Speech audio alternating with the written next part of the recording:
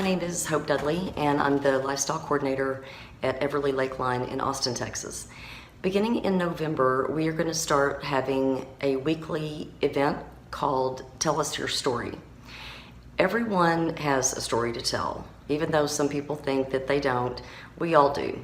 And recently, something happened to me, and it is a story worth telling. So I thought I was one of those people that didn't have a story to tell, but over Labor Day weekend, something happened that I have told this story several times, and people feel that it is worth sharing, which caused me to come up with the idea of the Everly Lakeline weekly storytelling group. So I was driving from Austin to Midland, Texas, and I was leaving outside Highway 183, and Highway 183 is a highway, but about an hour outside of Austin, it turns into a two-lane road, and there are no shoulders on either side of the road. It's just two lanes, one going east, one going west. And I was looking up, and further down the road, but not far enough, I kept seeing two tall lights. And I was curious why there would be two tall lights ahead of me. And then I realized it was a semi truck in my lane heading my direction.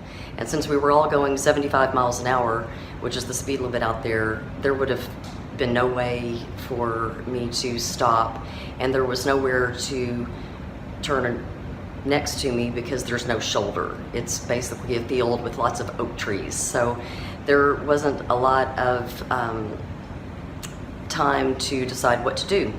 There was nothing to do. Fortunately, at the last moment, the 18-wheeler, which I found out was filled with gasoline, it was a fuel tanker, right at the last second, made its way. It was passing 4 cars, and it made its way over. But the momentum of that movement shook my car violently, but I lived.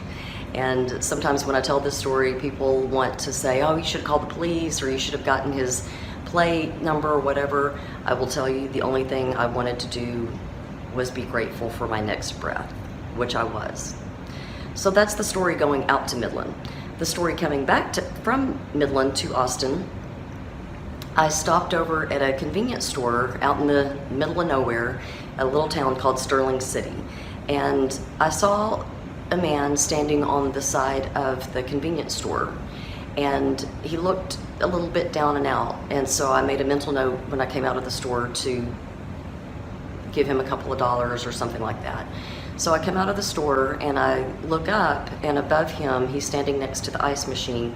Above him is a torn off piece of cardboard where he had written in black magic marker, "Shelled pecans for sale." And I thought, okay, that's it. So I went to my car and I had $20, and I went up to him and I said, how much are your pecans? And he said $10 a bag.